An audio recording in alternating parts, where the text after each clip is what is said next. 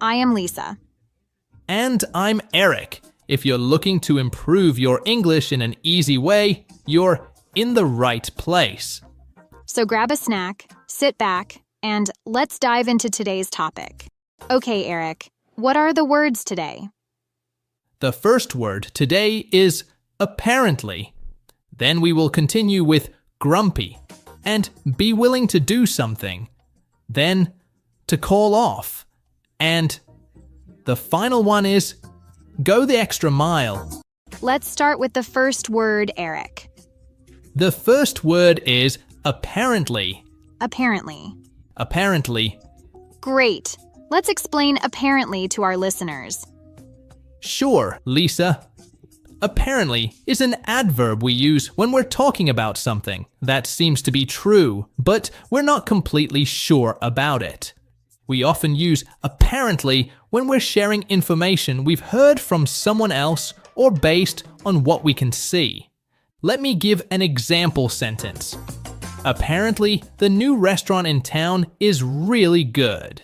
It means that you've heard that the new restaurant is good, but you haven't tried it yourself and are not 100% certain about it.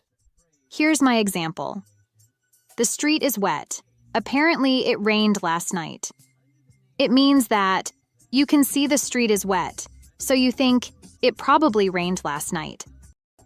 You didn't see the rain yourself, but you're making a guess based on what you can see now. Now, let's talk about how to use apparently in sentences. We usually put it at the beginning or in the middle of a sentence. For example, apparently the shop is closed, or the shop is apparently closed. Good point, Eric. Now, let's listen to a short dialogue using apparently. Hey, Emma, did you hear about the school dance? No, what about it? Apparently it's been canceled. Really? Why? I'm not sure, but apparently there's a problem with the venue. That's too bad. I was looking forward to it. That was a good dialogue. Mike wasn't completely sure about the information, so he used apparently to show that. Exactly. Eric, did you ever use apparently when you were wrong about something? Yes, I have. Once I said, apparently it's going to snow tomorrow, but it ended up being a sunny day. Oh, that's funny. The weather can be hard to predict. Have you ever heard any funny stories that start with apparently? Actually, yes. Once my friend told me, apparently my cat can open the fridge. I didn't believe it until I saw it myself. Wow, that's an amazing cat. It's interesting how we often use apparently for surprising or unusual information, isn't it? Definitely. It's a useful word for sharing information we're not totally sure about. I agree. It helps us talk about things without saying they're definitely true. That's a good point, Lisa. Apparently is a great word for our listeners to use when they want to share information but aren't 100% certain. Absolutely. Well, that's all we have time for with apparently. Let's move on to our next word. The next word is grumpy. Grumpy. Grumpy. Grumpy is an adjective that describes someone in a bad mood or easily annoyed. We use it when someone is not happy and might complain a lot. We often use grumpy to describe how someone is feeling, usually for a short time. Now, let me give an example sentence. My dad is always grumpy in the morning before he has his coffee. It means that your dad is in a bad mood and might be easily annoyed in the morning until he drinks his coffee. He's not pleasant to be around during this time. Exactly. Now, it's your turn, Lisa. Can you give us another example? Sure. Here's my example. The baby is grumpy because she didn't sleep well last night. Great sentence. It means that the baby is fussy and unhappy because she didn't get enough sleep. She might cry more easily or be harder to please than usual. That's right, Eric. Now, let's talk about how to use grumpy in a sentence. We can say to be grumpy or to feel grumpy. For example, he is grumpy today, or I'm feeling grumpy because of the bad weather. Good point, Lisa. Now let's listen to a short dialogue using grumpy. Hi, Tom. How are you today? Not great. I'm feeling really grumpy. Oh no. Why are you grumpy? I didn't sleep well and I have a lot of work to do. I'm sorry to hear that. Maybe some fresh air will help you feel better. That was a good dialogue. Eric, do you ever feel grumpy? Sometimes, yes. I can be grumpy if I'm hungry or have to wake up very early. I understand that. What do you do to feel better when you're grumpy? I try to eat something or take a short nap. Those usually help me feel better. What about you, Lisa? What makes you grumpy? I can get grumpy when I'm stuck in traffic or when it's too hot outside. Those are good ways to improve your mood. It's interesting how different things can make people grumpy. Yes, it is. And it's important to remember that everyone feels grumpy sometimes. It's a normal emotion. That's true. We should try to understand when and why others are grumpy and manage our own grumpy moods. Absolutely. Well, that's all we have time for with grumpy. Let's explain our next word. The next word is be willing to do something. Be willing to do something means to be happy or ready to do something. It shows that you agree to do it without being forced. For example, she is willing to help with the project. It means that she is happy or ready to help with the project.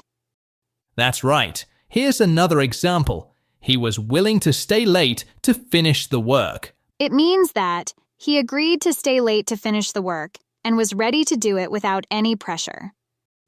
Exactly. Now, let's briefly discuss some grammar related to the word. Be willing to is followed by the infinitive form of the verb. For example, I am willing to learn English, or they were willing to wait. Great. Now, let's have a short dialogue using the phrase, be willing to do something. Hi, Emma. I need some help with my math homework. Are you willing to help me? Of course. I'm always willing to help with math. What do you need? Thanks. I don't understand these questions. Would you be willing to explain them to me? Sure, I'd be happy to. Let's look at them together. That was a good dialogue, Eric. Emma was willing to help Mark with his math homework. Yes, that's right. She agreed to help without any problem. She even said she's always willing to help with math. Lisa, have you ever been willing to do something special? Yes, I was willing to volunteer at a local animal shelter on weekends. How about you, Eric? I was willing to help my friend move to a new house last month. Do you think being willing to help others is important? Yes, it shows kindness and support, which are important in any relationship. What do you think? I agree. Being willing to help others strengthens our connections and builds trust. Lisa, anything else you want to add about our phrase today? Remember that be willing to do something means being happy or ready to do something without being forced. It's a useful phrase to show agreement and readiness. Good explanation. Okay, let's continue with the next word. The next word is call off. Call off. Call off. Call off is a phrasal verb. It means to cancel something that was planned. Here's an example sentence. We had to call off the meeting because the manager was sick. It means that we had to cancel the meeting because the manager was sick. Here's another example. They decided to call off the picnic due to the rain. It means that they decided to cancel the picnic because of the rain. Now, let's briefly discuss some grammar related to call off. This phrase is a phrasal verb and is often followed by a noun, such as meeting or picnic. For example, call off the event or call off the trip. Great. Now, let's have a short dialogue using the phrase call off. In this dialogue, we'll have two friends, John and Maria, talking about their weekend plans. Did you hear that they called off the concert? Really? Why did they call it off? Apparently the lead singer is sick. That's too bad. I was really looking forward to it. Me too. I guess we'll have to find something else to do. Now, let's talk about our dialogue. Lisa, what do you think about the situation with the concert? Well, based on the dialogue, the concert was called off because the lead singer was sick. Both John and Maria had been looking forward to it, but now they were disappointed. What do you think about their reaction? Their reaction is understandable. Sometimes it might be disappointing when plans are cancelled. Have you ever had to call off something, Lisa? Yes, I had to call off a trip once because of bad weather. How about you, Eric? I had to call off a meeting because of a last-minute emergency. Do you think it's important to let people know early when something is called off? Yes, informing people early helps them change their plans accordingly. I agree. It shows consideration and helps avoid confusion. Do you know any other phrases that mean the same as call off?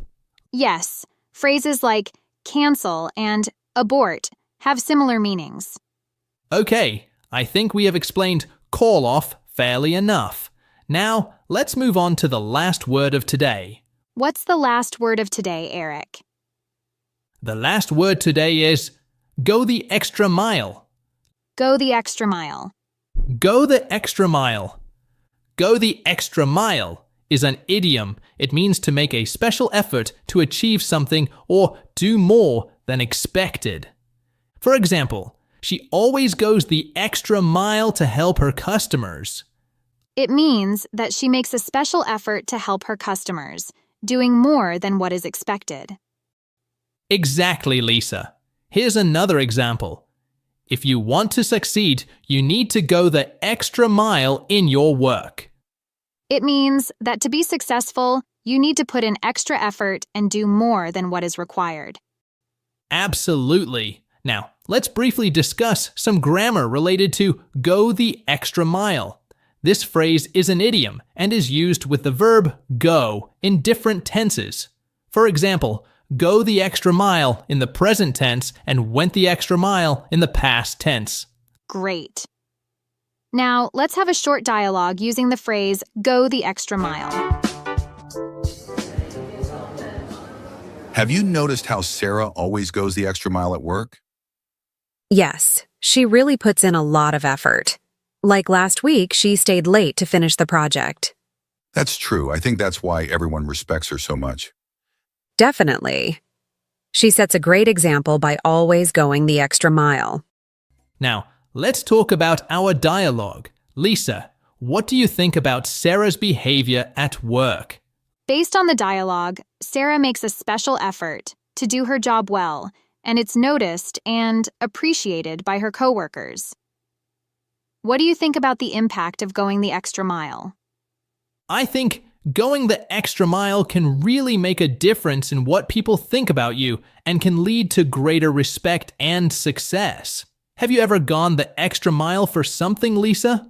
Yes, I once stayed up all night to help a friend prepare for an important presentation. How about you, Eric? I helped organize a surprise birthday party for a friend by making decorations and planning games. Do you think going the extra mile is always necessary?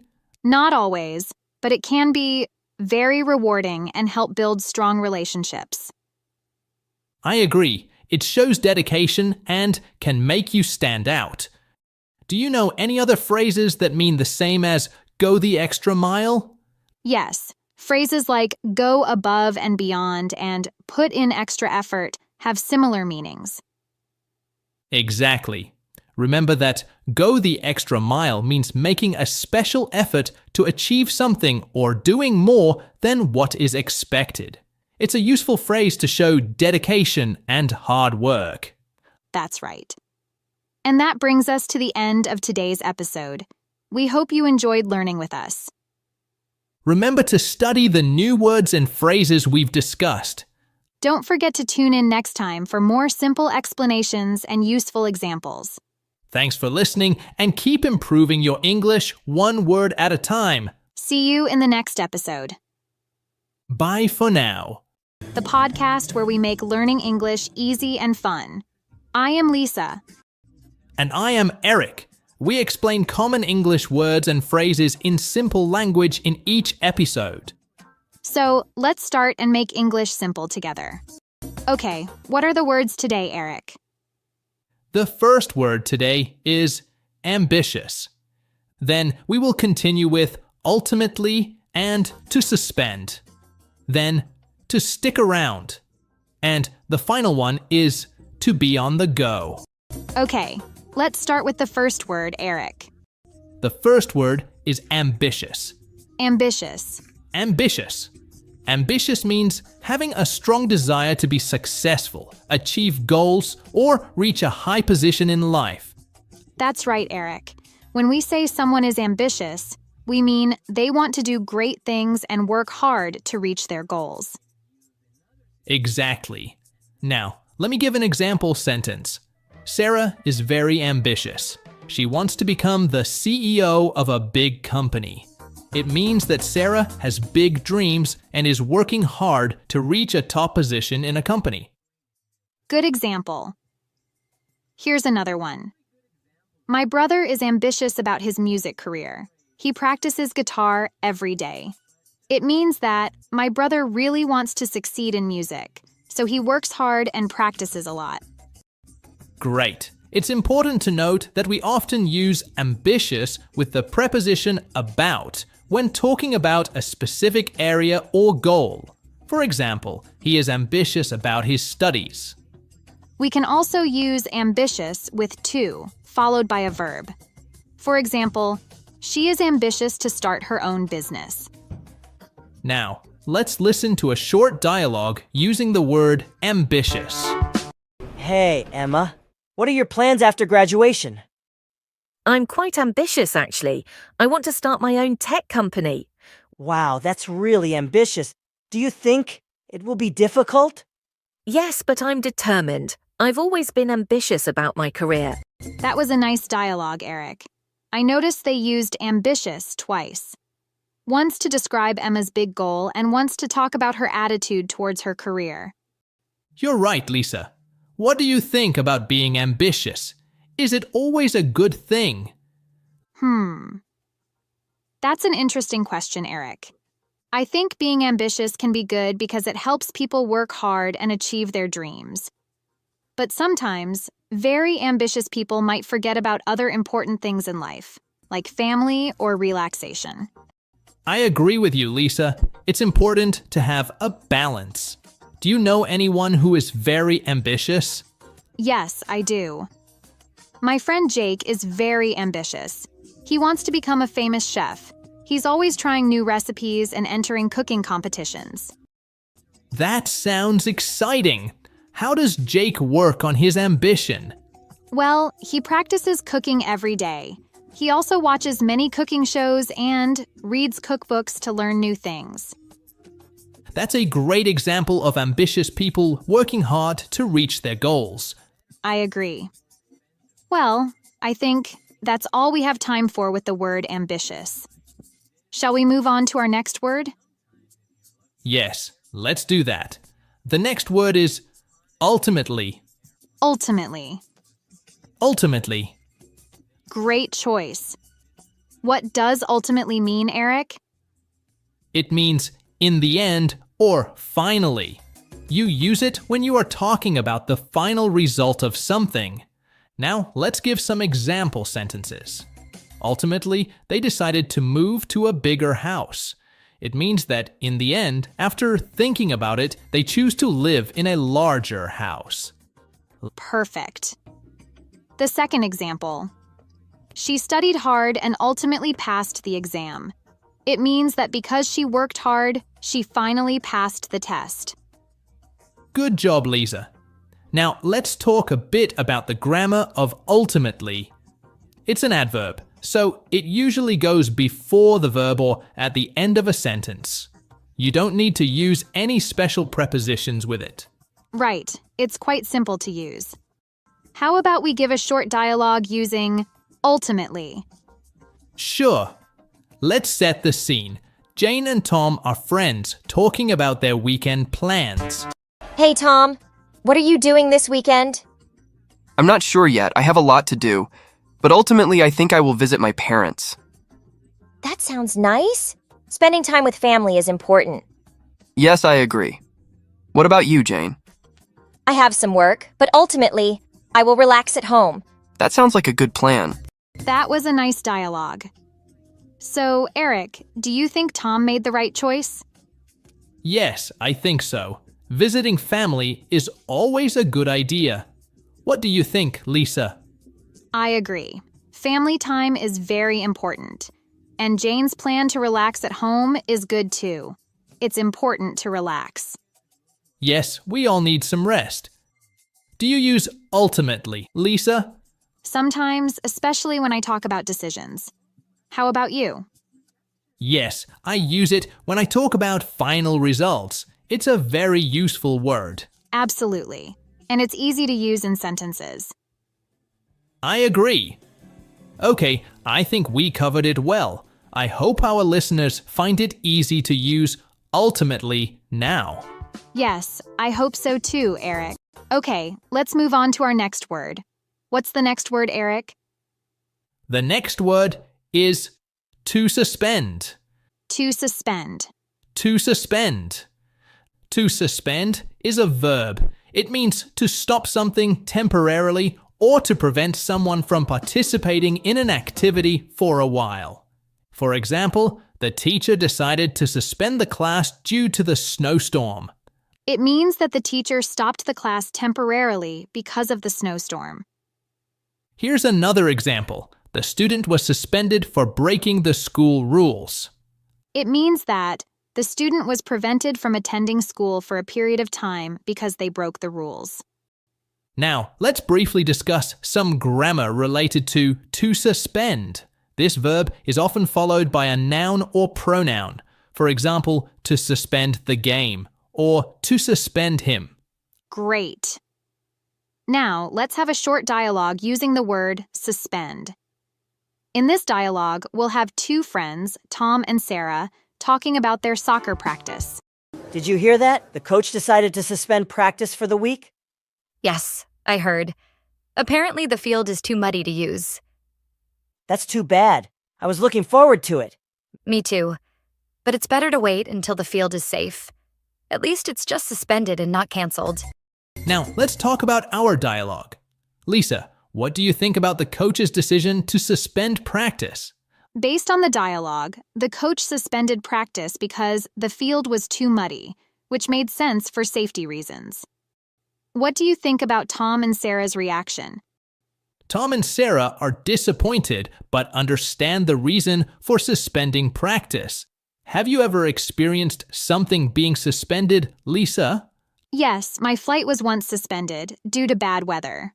How about you, Eric? My gym membership was suspended during the pandemic. Lisa, do you think suspending activities is sometimes necessary? Yes. Suspending activities can be necessary for safety or other important reasons.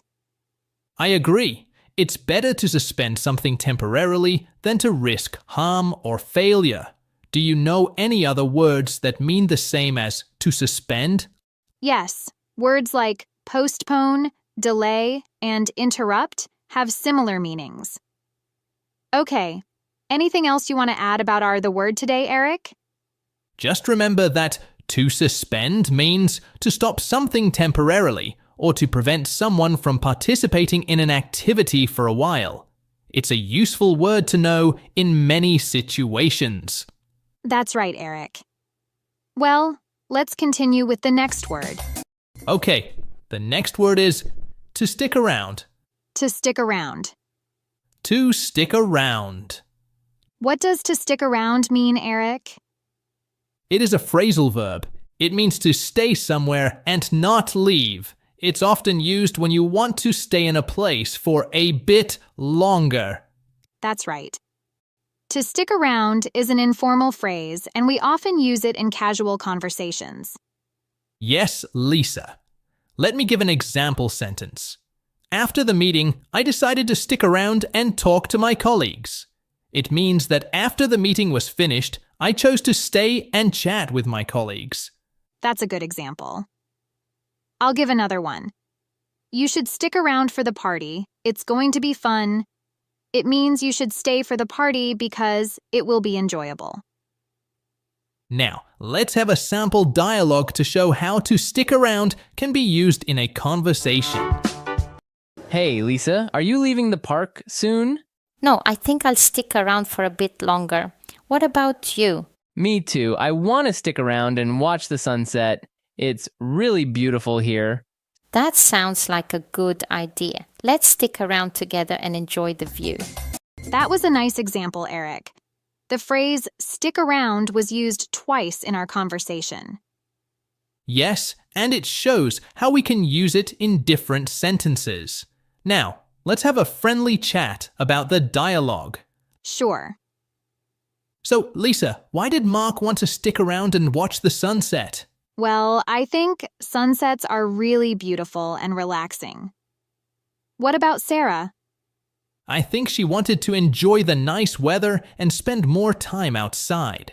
It's always nice to relax at the park. That's right. Lisa, do you often stick around places after events? Sometimes. If I'm having a good time or if I want to talk to friends, I like to stick around. How about you? I do too, especially if the place is nice or if there are interesting people to talk to. It makes the experience better. Absolutely. It's always fun to stick around and enjoy the moment. Well, I think we have explained to stick around very well today. Yes, I agree. I hope our listeners found it helpful and now feel more confident using to stick around in their conversations. All right, let's move on to our last word of today. What's the last word, Eric? The last word today is on the go. On the go. On the go. Let's explain on the go to our listeners. This phrase means being busy, active, and moving from place to place. It's used to describe someone who doesn't have much free time and is always doing something or going somewhere. That's right. We use this phrase when we want to talk about people who are very busy or always moving. Now, let me give an example sentence. Sarah is always on the go, rushing from work to the gym and then to meet friends. It means that Sarah is very busy and active. She goes from one activity to another without much rest or free time. Here's my example. As a busy mom, I often eat breakfast on the go. It means that the mom is so busy that she doesn't have time to sit down for breakfast. She probably eats while traveling or doing other things. Good point, Eric. Now let's listen to a short dialogue using on the go. Hi, Emma. Want to grab lunch today? Sorry, Tom, I'm on the go all day. I have back-to-back meetings. Wow, you're really busy. Do you ever take a break? Not often. Being on the go is normal for me during the work week. Maybe we can meet for coffee sometime when you're less on the go? That sounds great. I'll check my schedule and let you know. That was a useful dialogue, Eric. Emma was too busy to have lunch because she was on the go all day. Yes, that's right. She had many meetings and didn't have time for a proper lunch break. Exactly. Eric, are you often on the go? Sometimes, especially during the work week, I usually have a busy schedule with work, errands, and exercise. What about you, Lisa? I'm not always on the go, but I have busy days too. I like to have some quiet time at home to relax. That's a good balance. Do you think it's healthy to always be on the go? I don't think it's healthy all the time. It's important to have rest and relaxation too. What do you think? I agree. Being on the go can be exciting, but we also need time to rest and recharge. That's true. On the go is a useful phrase for our listeners to describe busy, active lifestyles. Absolutely. It's a common expression in English for talking about busy schedules and active people. Well said, Eric. All right, we've reached the end of our episode today. Yes, that's all for today's episode of Simply Explained English. We hope you found it helpful and fun. Please subscribe and like the video and practice the words of today. Join us next time for more simple explanations of English words and phrases. Until then, keep practicing and keep learning. Bye for now. Bye-bye.